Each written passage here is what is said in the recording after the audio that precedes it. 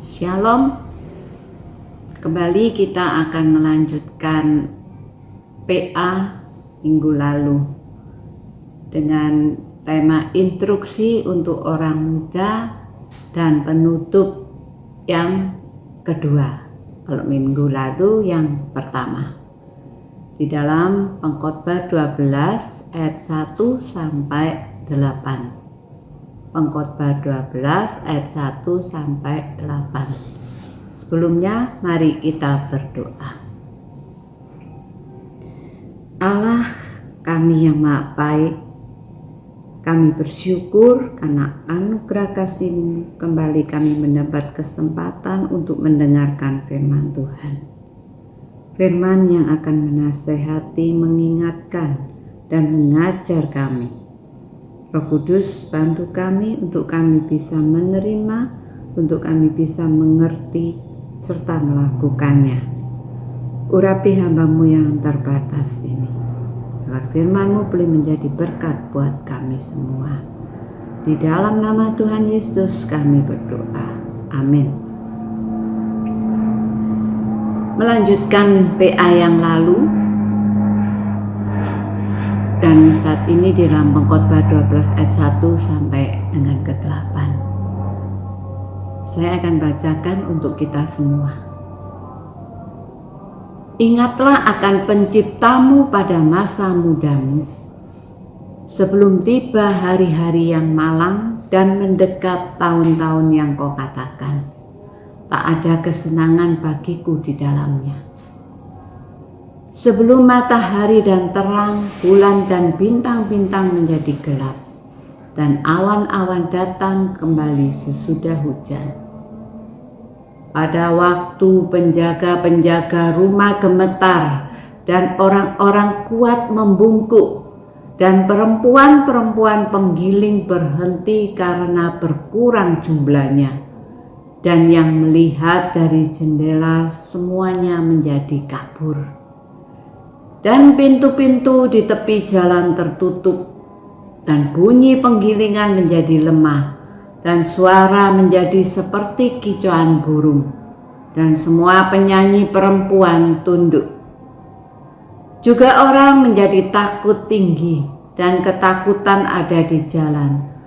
Pohon badam berbunga, belalang menyeret dirinya dengan susah payah, dan nafsu makan tak dapat dibangkitkan lagi, karena manusia pergi ke rumahnya yang kekal, dan peratap-peratap berkeliaran di jalan. Sebelum rantai perak diputuskan dan pelita emas dipecahkan, sebelum tempayan dihancurkan dekat mata air, dan roda timba dirusakkan di atas sumur, dan debu kembali menjadi tanah seperti semula, dan roh kembali kepada Allah yang mengaruniakannya. Kesia-siaan atas kesia-siaan, kata pengkhotbah, segala sesuatu adalah sia-sia. Amin. Berbahagialah semua orang yang mendengarkan firman Tuhan, merenungkan dan melakukannya.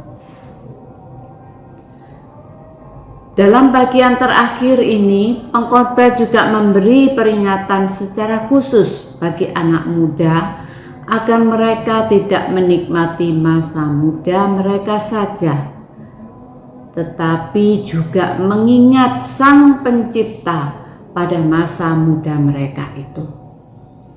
Inilah satu-satunya dalam seluruh kitab pengkhotbah yang menyebut Allah itu sebagai pencipta.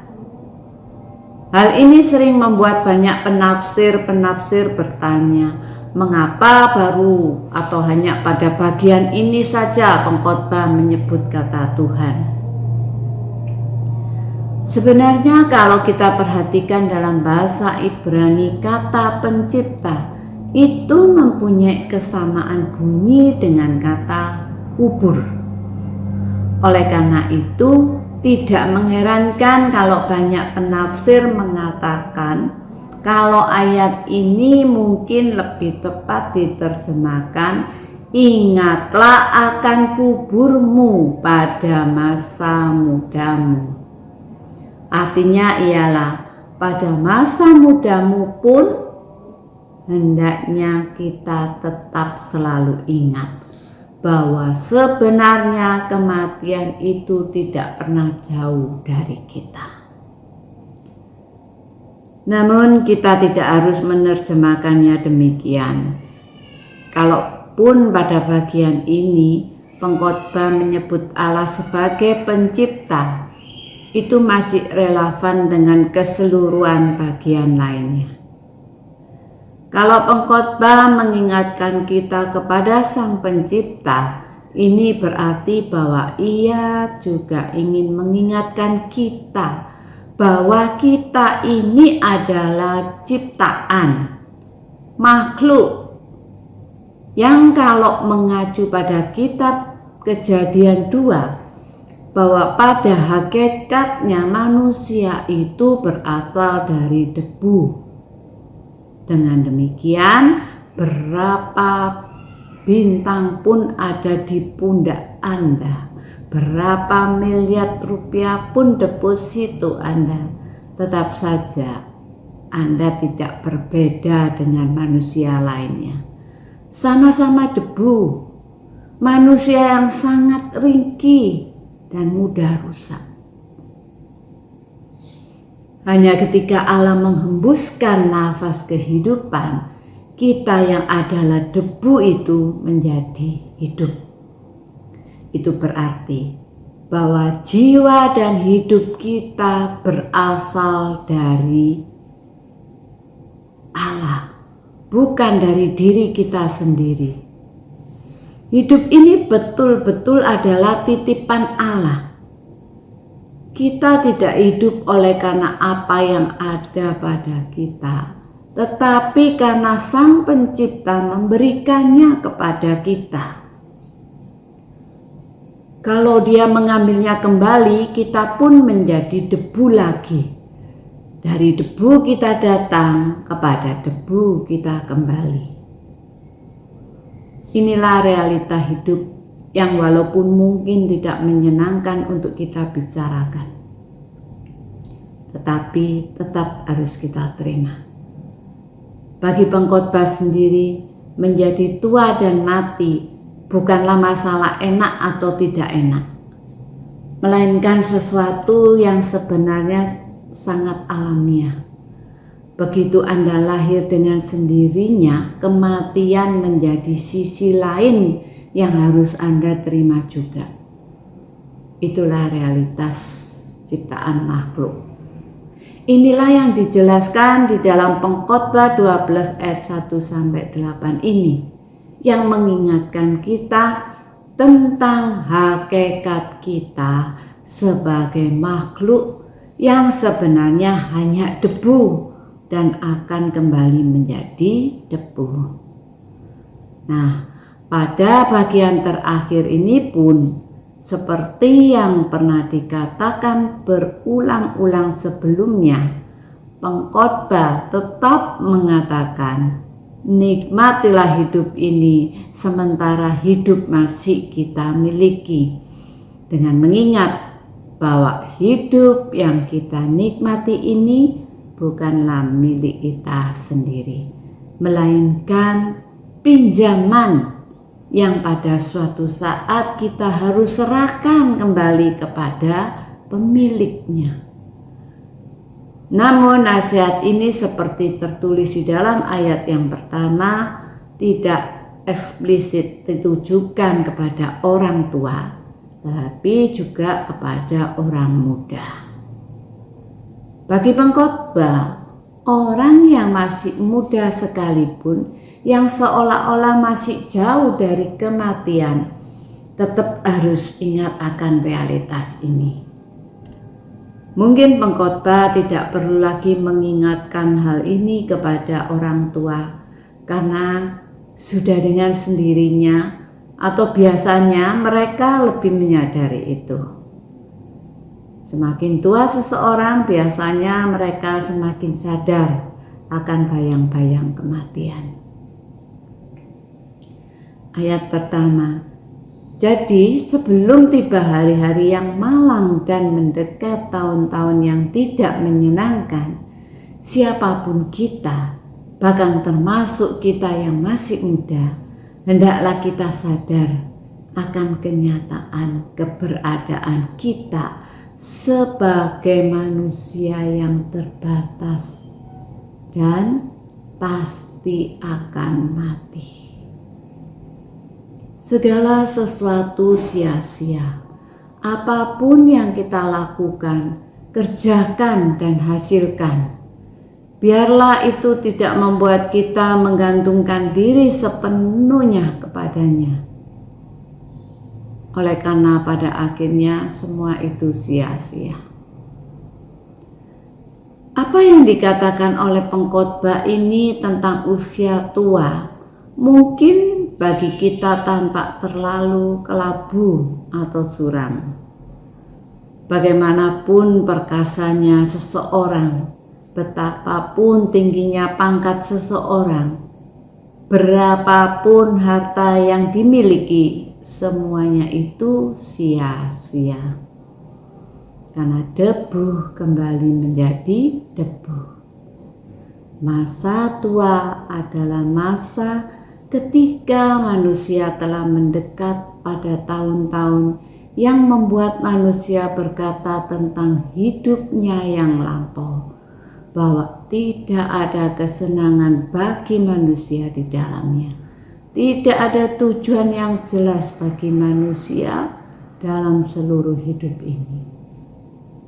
Nah, kehidupan tanpa Allah bisa menghasilkan kepahitan, kesepian, dan keputusasaan pada masa tua. Kehidupan yang berpusat di sekitar Allah memuaskan dan lebih kaya dan bisa ditanggung.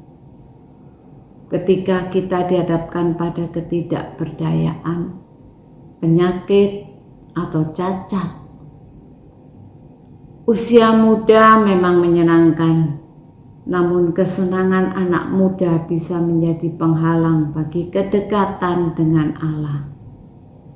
Lupa dengan Tuhan. Jika kesenangan itu membuat mereka fokus untuk menjalani kesenangan dan bukan fokus pada nilai-nilai kekekalan, dan itu bisa menjadikan kita lupa dan menjauh daripada Tuhan. Siap sedialah dipakai Allah ketika Anda masih kuat, selama tahun-tahun Anda di masa muda.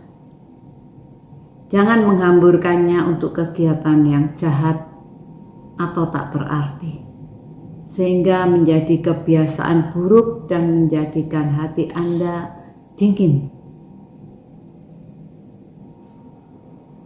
Carilah Allah sekarang, seperti halnya Samuel muda, yaitu di dalam 1 Samuel 2 ayat 26. Tetapi Samuel yang muda itu semakin besar, semakin disukai, baik di hadapan Tuhan maupun di hadapan manusia.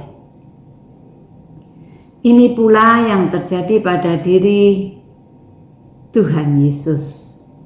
Di Lukas 2 ayat 40. Anak itu bertambah besar dan menjadi kuat, penuh hikmat dan kasih karunia Allah ada padanya. Karena itu, anak muda, laluilah masa mudamu dengan selalu mengingat Tuhan, Penciptamu. Hidupmu akan menjadi berkat dan tidak akan sia-sia. Ayat 2. Selain itu, masa tua juga digambarkan dengan situasi ketika matahari dan terang, bulan dan bintang-bintang menjadi gelap. Ketika hujan berhenti, lalu sebentar kemudian awan mendung datang lagi. Badai datang silih berganti. Kita tidak lagi dapat melihat matahari atau terang, juga bulan dan bintang. Itulah irama kehidupan yang digambarkan oleh pengkhotbah. Masa tua yang suram dengan kekuatan dan kekuasaan yang semakin hilang. Bila di masa muda seseorang dapat melakukan berbagai kegiatan, maka di masa tua tentu semua kegiatan yang digambarkan sebagai terang itu akan jauh berkurang. Bahkan bisa saja terhenti sama sekali karena fisik yang mulai menurun dan daya pikiran yang mulai lemah. Contoh dari awan gelap masa tua yang menutupi semua terang masa muda, yaitu di dalam Ayub 3 ayat 16. Atau mengapa aku tidak seperti anak gugur yang disembunyikan, seperti bayi yang tidak melihat terang? Kejadian 27 ayat 1 menceritakan, ketika Ishak sudah tua dan matanya telah kabur, sehingga ia tidak dapat melihat lagi juga. Di Kejadian 48 ayat 2 dikisahkan bagaimana Yakub sakit dan ia mengumpulkan segenap kekuatannya dan duduklah di tempat tidurnya. Meskipun demikian, di Sakaria 8 ayat 4 disampaikan janji keselamatan Israel dengan gambaran akan ada lagi kakek-kakek dan nenek-nenek duduk di jalan-jalan Yerusalem, masing-masing memegang tongkat karena lanjut usianya. Ini menunjukkan bahwa kelemahan masa tua adalah anugerah Tuhan. Karena itu mari kita songsong masa tua dengan gembira. Ayat 3, pada waktu penjaga-penjaga rumah gemetar dan orang-orang kuat membungkuk. Orang yang sebelumnya begitu kuat dan mampu melakukan pekerjaan yang keras, pada akhirnya pun akan gemetar, lemah dan tidak kuat lagi. Lalu pada saat itulah orang harus menyerahkan kekuasaannya kepada orang lainnya. Ia harus membungkuk, tunduk kepada orang lain yang lebih kuat darinya. Segala sesuatu menjadi kabur, sunyi, tidak ada lagi kegiatan yang bisa dilakukan kecuali mengenang masa lalu.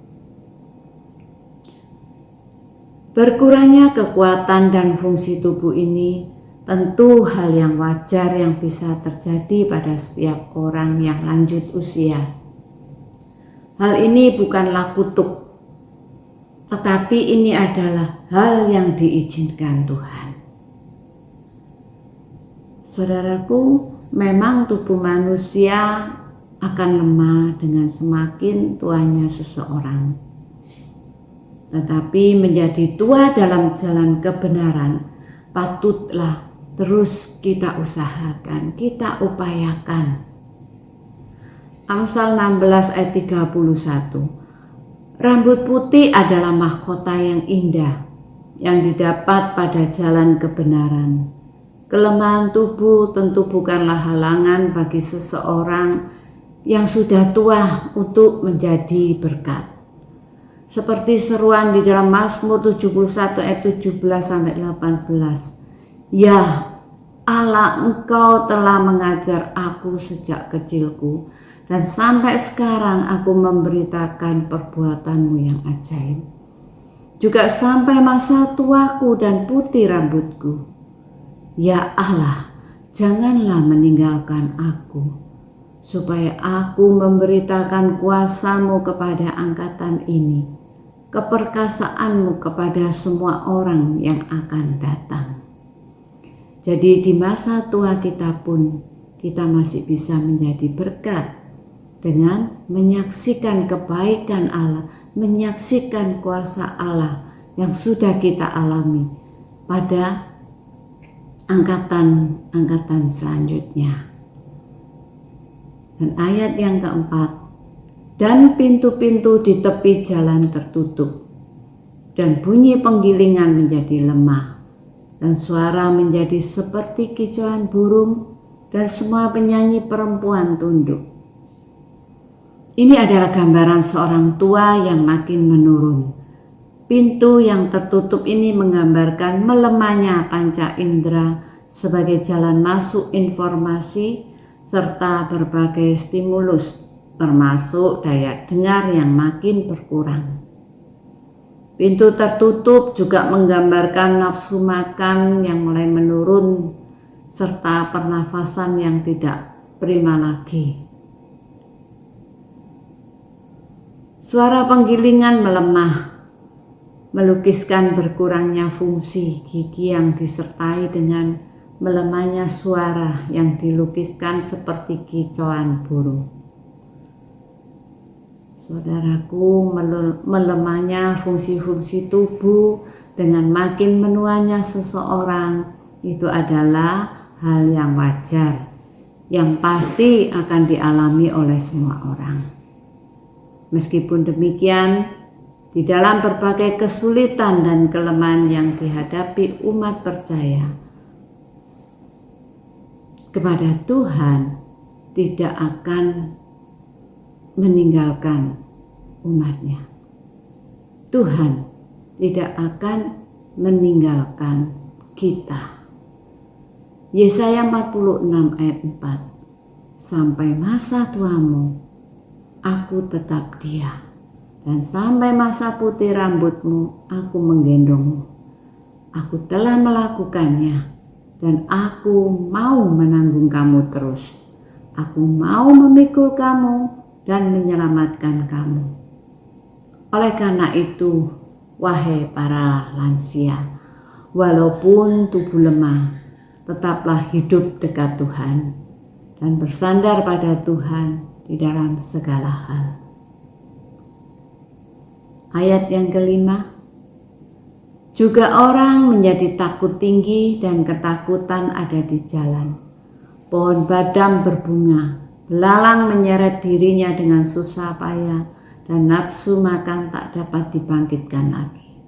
Karena manusia pergi ke rumahnya yang kekal, dan peratap-peratap berkeliaran di jalan. Seorang yang lanjut usia tentu lebih sulit jalan mendaki, karena ia lebih mudah kehabisan nafas. Bahkan karena otot lemah, ia berjalan pun susah. Seperti bunga badam atau bunga almond yang berwarna putih. Demikian juga warna rambutnya. Dengan nafsu makan yang makin menurun, ia harus bersiap menyongsong kematian. Menjadi makin tua dan mengalami penurunan kapasitas fisik dan mental adalah hal yang wajar terjadi bagi seseorang yang lanjut usia, sebelum ia akhirnya kembali kepada Sang Penciptanya. Bila ia mau selalu mengingat akan Tuhan Penciptanya dan mau hidup benar, maka Mazmur 92 ayat 13-15, orang benar akan bertunas seperti pohon kurma. Mereka yang ditanam di bait Tuhan akan bertunas di pelataran Allah kita. Pada masa tua pun mereka masih berbuah, menjadi gemuk dan segar untuk memberitakan bahwa Tuhan itu benar. Karena itu, mari terus hidup di dalam Tuhan yang benar. Kondisi fisik bolehlah menurun. Fisik kita boleh merosot, tetapi kondisi iman kita haruslah tetap segar dan gemuk untuk kita bisa memberitakan Tuhan yang benar itu. Ayat 6, rantai perak, pelita emas, tempayan dan roda timba melambangkan kerapuhan kehidupan, dan air lambang penting untuk kehidupan. Betapa mudahnya kematian menimpa kita, betapa cepat dan tak terduga kita bisa kembali kepada debu yang darinya kita berasal. Karena itu kita hendaknya menghargai kehidupan sebagai modal yang berharga untuk dipergunakan secara bijaksana dan tidak menghamburkannya secara gegabah. Pengkhotbah memakai minyak dan air yang tercurah sebagai lambang kematian. Minyak dibakar dalam mangkuk tanah liat atau logam untuk membuat pelita. Kadang-kadang pelita digantung dengan rantai dari logam. Banyak orang kaya yang dapat membeli mangkok emas yang digantung dengan rantai emas. Pengkhotbah kembali menyatakan bahwa orang kaya harus menghadapi kematian sama seperti yang lainnya. Demikian pula sebuah tempayan air yang pecah atau roda timba yang rusak akan menyebabkan orang tidak bisa mendapatkan air yang ia butuhkan untuk mempertahankan hidup. Sewaktu kematian datang, orang kaya harus meninggalkan segala pakaian dan perabot perak dan emas. Orang miskin meninggalkan tempayan tanah liat dan roda timba, penimba air akan dirusakkannya. Saudara, betapa mudahnya kematian menimpa kita. Betapa cepat dan tak terduga kita bisa kembali kepada debu yang darinya kita berasal. Karena itu, kita hendaknya menghargai kehidupan ini sebagai modal yang berharga untuk digunakan secara bijaksana dan tidak menghamburkannya secara gegabah. Ayat yang ke-7, lalu ia pun menjadi debu. Itulah akhirnya. Di sini pengkhotbah tidak memberikan penilaian apakah kematian itu menakutkan atau tidak menakutkan, sesuatu yang menyenangkan atau tidak menyenangkan. Tetapi ia hanya mengatakan kematian itu pasti datang. Karena Adam dan Hawa tidak mentaati perintah Allah di dalam Kejadian 3, maka manusia dan alam semesta menerima kutukan dosa dan manusia akan berjerih seumur hidupnya. Pada saatnya nanti manusia akan mengalami kematian seperti yang telah ditentukan Allah. Kejadian 3 ayat 19, sebab engkau debu dan engkau akan kembali menjadi debu. Segala jerih lelah akhirnya sia-sia bila dilakukan di luar Tuhan. Di saat kematian menjelang, seseorang bisa baru menyadari bahwa segala jerih lelah seumur hidupnya itu ternyata hanya sia-sia belaka. Ia bisa merasa tidak siap untuk bertemu dengan Sang Penciptanya. Oleh sebab itu, jangan sia-siakan hidup kita. Marilah kita hidup selalu dalam persekutuan dengan Tuhan. 1 Korintus 15 ayat 57 sampai 58. Tetap syukur kepada Tuhan Allah yang telah memberikan kepada kita kemenangan oleh Yesus Kristus Tuhan kita. Karena itu saudaraku yang terkasih, berdirilah teguh, jangan goyah, dan giatlah selalu dalam pekerjaan Tuhan, sebab kamu tahu bahwa dalam persekutuan dengan Tuhan, jerih payahmu tidak sia-sia. Mari kita hidup dekat dengan Tuhan senantiasa. Kematian akan mengembalikan kita kepada keadaan yang semula. Manusia adalah ciptaan yang unik, perpaduan antara seberkas cahaya surgawi dan segumpal tanah. Pada saat kematian, keduanya terpisah dan masing-masing kembali ke tempat asalnya. Pertama, tubuh yang tidak lain adalah segumpal tanah liat. kembali menjadi tanah seperti semula. Baik itu tubuh Adam maupun tubuh kita, sama-sama terbuat dari tanah liat. Pada saat kematian, tubuh dikuburkan di dalam tanah dan dalam waktu singkat akan melebur dengan tanah lainnya. Kejadian 3 ayat 19. Engkau debu dan engkau akan kembali menjadi debu. Terpisah dari roh pemberi kehidupan yang dihembuskan ke dalam diri kita oleh Allah, tubuh kita kembali kepada debu. Terpisah dari kasih Allah, pekerjaan kita sia-sia. Terpisah dari kasih Allah, pelayanan kita tidak berarti. Kita harus mengutamakan Allah di atas semua hal yang kita kerjakan dan dalam semua hal yang kita lakukan. Karena tanpa Allah, kita tidak memiliki apa-apa. Mengetahui bahwa kehidupan tanpa Allah adalah sia-sia, biarlah ini akan memotivasi kita untuk memprioritaskan Allah. Ayat 8, segala sesuatu adalah sia-sia. Tema utama kitab ini yang pertama kali dinyatakan, yaitu di dalam pasal 1, diulangi lagi di ayat ini. Jadi pengulangan ini menjadi semacam bingkai untuk pemikiran-pemikiran lainnya dari penulis sendiri. Tulisan ini lahir dari seorang yang menyesali perbuatannya, seorang pertobat yang mampu berbicara berdasarkan pengalaman yang begitu kaya akan kesia-siaan dunia dan akan kebodohan mengharapkan hal-hal besar dari dunia. Pengkhotbah 1 ayat 2, kesia-siaan belaka, terjemahan tradisionalnya adalah kesia-siaan atas kesia-siaan.